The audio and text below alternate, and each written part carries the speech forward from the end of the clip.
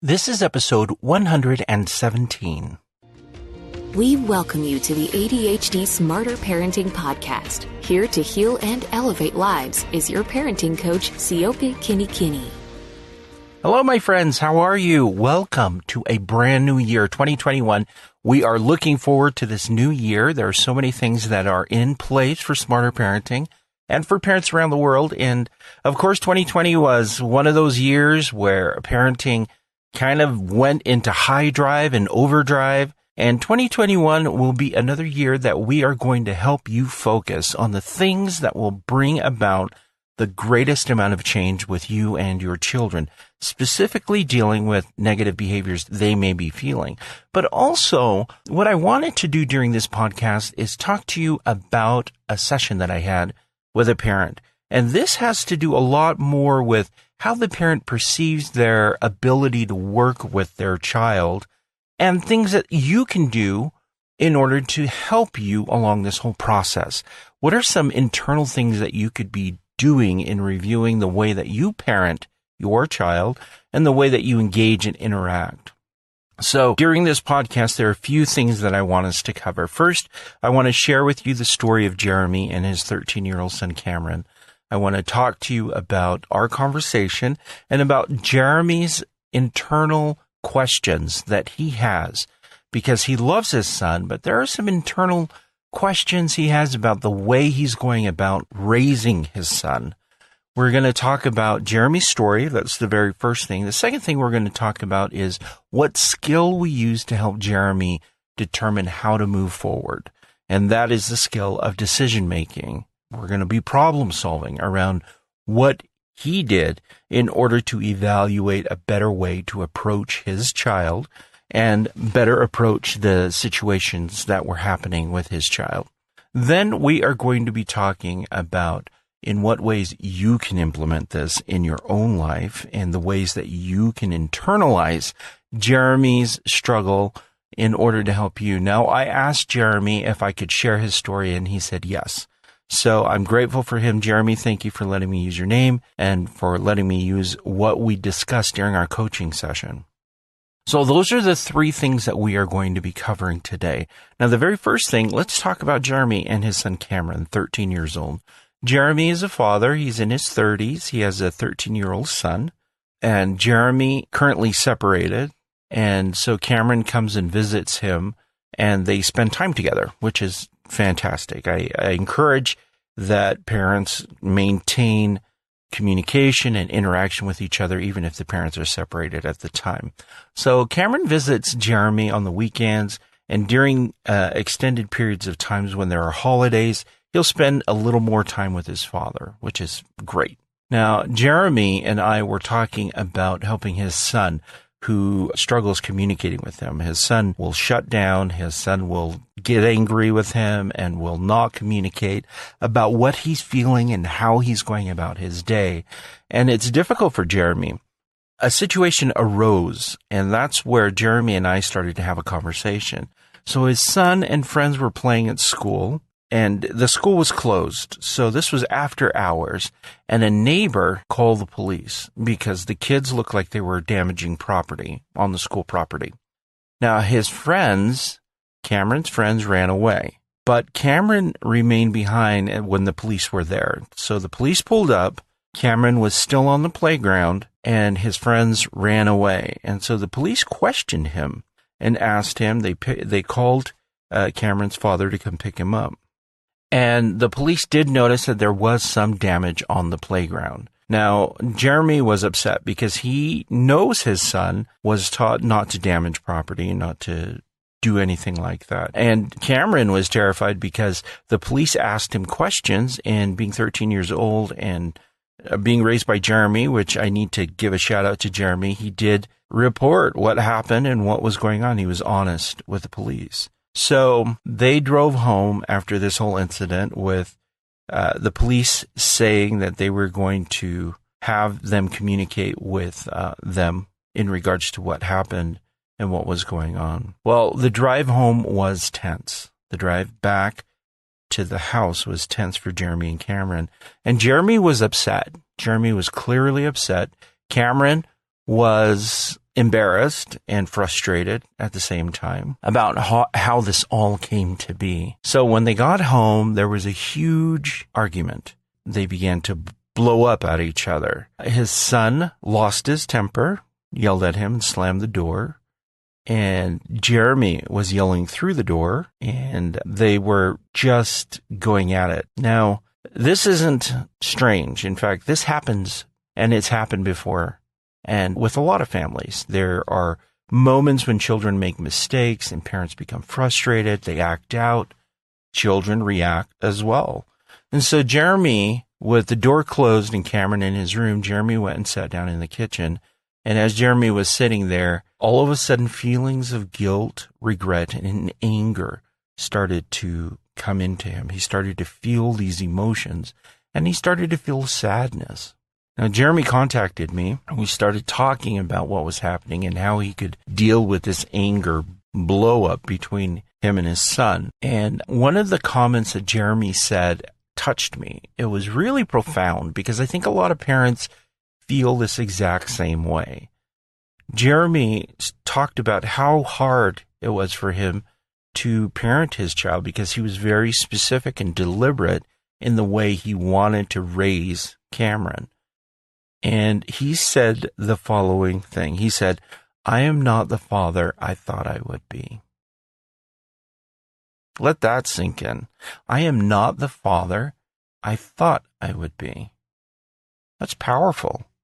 When you think about the way that we believe we are parenting our child or that we want to parent our child, it's an internal struggle because we want to be intentional and we want to perceive that our parenting skills are above board and that we're doing everything perfectly. And yet there are those moments when we are pulled into high emotion where we question whether or not we have lost our bearings, whether or not we are on track, whether or not we are doing the right things. I felt this too as a parent. You know, there are moments where I feel this idea of, hey, I know better, and I did not intend to be this parent, and yet here I am. And then all of those emotions, the guilt, the sadness, the regret, start to come in, and sometimes it manifests as anger. Jeremy and I talked about what he had just said. I'm not the father I thought I would be. And we started to explore a little bit about defining what kind of father he wanted to be. While I was communicating with Jeremy about his emotions and the sadness, regret, and the guilt that he was feeling because he was not the father he thought he would be, we started to explore where exactly he came up with ideas about what kind of father he would be. And as we started to peel away the layers, we started to understand that he made some real deep observations while he was being raised by his parents. And it went back to the age that Cameron was, roughly around 12, 13 years old. Jeremy interacted with his father in a very similar way, where they would argue and complain and fight about things that were happening in Jeremy's life. And so Jeremy, as a 13-year-old, told himself, I'm not going to be that kind of a father. Now, I don't know about you, but as we started to peel away these layers, I started to notice some very similar things with my own childhood. There were moments in my childhood where I told myself, I'm going to do this differently than the way my parents did it. I'm going to do this differently than the way my parents did it. And yet, when I became an adult and I started to have more knowledge and understanding and a deeper sense of love for my own child, I started to recognize the wisdom and the logic behind the way my parents interacted with me. And it went counter to those belief systems. And that's what was happening with Jeremy. Jeremy started to see things from the other point of view, which is very, very different than the way a 13-year-old will look at a parenting interaction. So as we started to explore this whole concept, we started to address in what ways can we bring Jeremy to a place where he can work on this with his child, and to also address the 12-year-old boy in Jeremy that made that commitment to himself that he would not behave in the same way. Now, in order to do this, I introduced the skill of problem solving, decision making, and it's the SOTAS method. You can find this on the Smarter Parenting website. I've talked about this before, but it's such a powerful skill because it really does help someone logically come to a conclusion that is best focused on their values. So if you're not familiar with the SOTAS method, I'm going to go through it really briefly, and then we'll go through what we talked about with Jeremy in regards to using this in order to help him move forward. Problem solving, decision making, the SOTAS method. Now, the thing that you have to remember about the SOTAS method is that SOTAS, S-O-D-A-S, each of those letters stand for something. So SOTAS is an acronym. The first S stands for situation. That's defining the situation that you're in. So in the case of Jeremy, the situation is he argued with his child and he stated, I'm not the father I thought I would be. And I want to be the father I thought I should be. Okay, so S, situation. Label the situation. O for options. So what you're going to do is look at the situation and come up with 3 options that you can do in order to address the situation. Number 1, Jeremy wanted to change everything. Okay, start parenting in new ways. He wanted to learn new skills. Option number 2, it was to do coaching. And option number 3 was to work through his own perceptions. Those are the 3 options that he wanted to do to address the situation of not feeling like he was the father that he would be or that he should be. Now, after you come up with your situation and the options to address those situations, you want to move on to disadvantages. Now, disadvantages, you're going to have 3 columns for those. And for each one of the options, you want to list down as many disadvantages as you can for each of those options. So, the option for Jeremy was he wanted to change everything. He wanted to parent in a new way, learn new skills. So the disadvantage to that under number 1 would be it takes a lot of work. It requires a lot of time. He may not see the change happen as quickly as possible, and his child may not adjust to it. Those are the ones that he listed as disadvantages.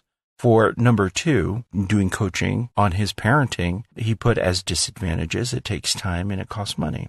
Now, we were writing all of this out in order to help Jeremy visualize it and also to help him absorb what it was he was thinking onto a piece of paper.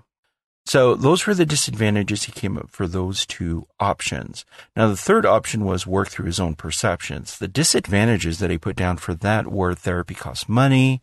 It's a lot of personal work. I can fix myself, but it may not be beneficial for my son until much, much later. So those were disadvantages that he listed for those options. Now, after you list the disadvantages, you want to move on to the advantages.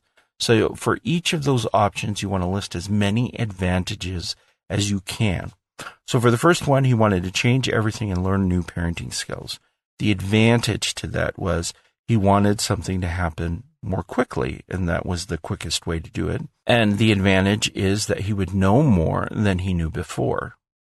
So that's what he listed as advantages. And you can list as many advantages as you want. I had Jeremy just list out what he first came to mind. I didn't have him overthink or spend a ton of time. I just wanted him to go through the process. And the first things that came to his mind, write those down, and then we would go back and revisit those. The advantage to getting coaching for his parenting. What he put down as advantages, he can get help from someone else outside of his family, and he can get objective feedback, which is helpful. You know, you need somebody who's outside to give you a little bit of perspective, because sometimes you're just in the mix of all of it, and having a pair of eyes outside of that can be very, very beneficial. So he listed that as an advantage. Now, advantages for number 3, which was work through his own perceptions of his own parenting style. What he listed there was, I can fix myself and I can be happier. But again, that went back to the disadvantage of it may be a fix for myself, but it may not be beneficial for my son until much later. So we listed all of this out. In fact, this is the SOTAs that Jeremy filled out himself. And as we started to explore, we looked at the disadvantages and we picked out the one that was the least helpful for him based on his values and his goals. Then we looked at the advantages and which grouping of advantages was most beneficial for him. So as we did this, Jeremy came to the conclusion that he wanted to do coaching, and then he would do therapy later as things started to work out. He wanted a more immediate fix for what was going on in his home, and also to get the perspective of somebody outside the family and to get feedback. And then he would go and do some internal work about his own parenting style and how he can best address the 12-year-old boy in him that told him, hey, as a father, I'm going to be this way. And then knowing that as he grew, things change, and that's okay. So Jeremy and I went through this whole process of let's problem solve. And I highly recommend that you take the time to sit down with a piece of paper and write this out. In fact, you can get a copy of the SOTAS method on the Smarter Parenting website under the skill of decision making. So if you jump over there, there is a worksheet and it will walk you through each of those. There's also a video there that teaches you how to use this skill. Now, this skill is not only limited to Jeremy. In fact, I had Jeremy take this skill as we worked on it and apply it to his son on what he could do when his friends are doing negative things like damaging property. So the situation would be, for example, for his son, it may sound something like, well, I'm with my friends are damaging property. What are my options? What are things that I can do? The benefit of being able to sit down and rework a problem that has already occurred is that you can really help your child internalize other avenues for them. Now, as Jeremy and Cameron communicated, Cameron did admit that he was uncomfortable when they started to damage the property. Cameron's a great kid. You know, he stayed there. He communicated with the police, even though his other friends ran away. So Cameron internally has this goodness in him that he wants to do the right thing. And when he was confronted with friends, he caved into peer pressure and he allowed those things to happen because he didn't know what other options there were. So Jeremy worked through decision-making with Cameron in order to help him know, okay, this is the situation. What are my options? And just by providing that, by sitting down with him and working through that, Cameron is more empowered next time it happens to do something. He knows he has choices. He knows he has options. The thing I recommended for Jeremy to do as well is to role play that situation in order to help Cameron feel what it would feel like to say, hey, stop doing that, or hey, I'm going to leave, or hey, I need to tell somebody because the damaging property is not right. This gave him a structure and a plan to address the situation as well. So they wouldn't be arguing and fighting about, hey, you know better, blah, blah, blah. I get it. You know, kids do know better, but they still behave immaturely because obviously their brain is not fully developed and they're still learning things. But by giving him a structure of problem solving, which I used with Jeremy in his parenting technique, this can be applied in multiple ways. And I want you to think about ways that you can apply problem solving to help you and your child move forward. Once for your own parenting needs, what are some ways that you want to problem solve or make decisions on the way that you approach your parenting style? And then to help your children anytime they run into a situation that's difficult for them or where they've made a mistake, then you can use the skill as well to help them along. So we've covered a couple of things during this podcast. First thing is, we talked about Jeremy. We talked about his family. We talked about the situation that arose and about Jeremy's concern that he didn't feel like he was the parent he wanted to be and the guilt that came with that. We talked about the skill of decision making, of problem solving, and using the SOTAS method. I walked you through how Jeremy used it. And I also gave Jeremy the instruction to use it with his son in whatever situations may arise where he may need to make a difficult decision. Now, we're going to talk about how you can apply this, and I've talked a little bit about it. But before I do, I have this message for you. Do you need to take a parenting class? Do you need a certificate for that parenting class? Sign up for our online parenting class. Watch our lesson videos, complete quizzes, and download class assignments all from your home. Visit the Smarter Parenting website under the Coaching tab and sign up for the Silver, Gold, or Platinum level to access the class. So, in what ways can you use this for your own benefit? I mentioned before, just based off the example with Jeremy and Cameron, that you are going to be able to use this skill very effectively with each other. It's going to be fantastic because I know right now you're already thinking ahead and thinking, okay, my child struggles with this. What am I going to help them process and work through? Let me explain why it's important to go through these steps. When we as parents have a structure, when we have a method by which we approach problems and we teach this to our children, it gives them the scaffolding to know exactly how to approach difficult situations. When we approach and give them a structure for solving problems, they are more able to adapt and adopt this method in other areas of their life. So instead of winging it, instead of just trying out whatever we feel is necessary or focusing in on our emotional responses, what we do is we provide our children with a pathway out of difficulty. Now, you may be wondering, in what ways does this really help a child? I can tell you by working with children in the juvenile justice system, these are kids that have made choices that have them locked up behind bars. Okay? These kids are in detention. They're receiving services to help them make better choices. By giving them permission to use decision-making as a skill, it gives them power in order to move forward whenever situations arrive because they don't feel stuck. They don't feel like they have to just react to everything around them.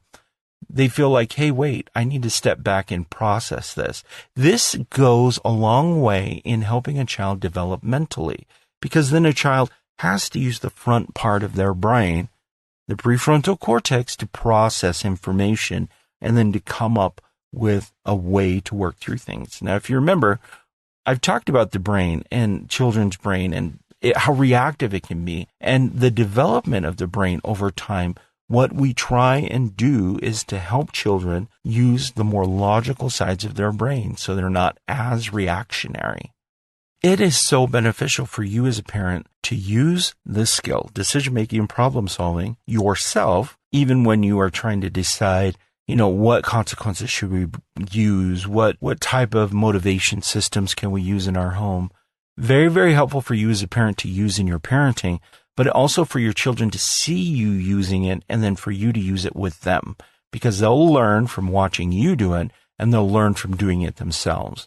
This prepares them for a path where they can start to think more logically about how they're approaching their life and the decisions that they're making. This is the call to action I have for you. I want you to think about one area of parenting where you feel uncomfortable, like Jeremy did. I want you to go through the process of problem solving, making a decision on how you can address that discomfort. And I want you to come up with a solution. Now, for your child, I want you to think of a situation where your child has made a poor choice, a poor decision, and I want you to use this skill with them. Have them sit down. Now, the biggest warnings that I want to give you right now is that a lot of parents want to jump in and provide the answers. This is not a time for you to provide the answers for disadvantages and advantages and options. It's a time for you to sit back and allow your child to process this because you're going to learn more about where your child is based on what they say during this process than you will at any other time. You're going to understand their maturity level.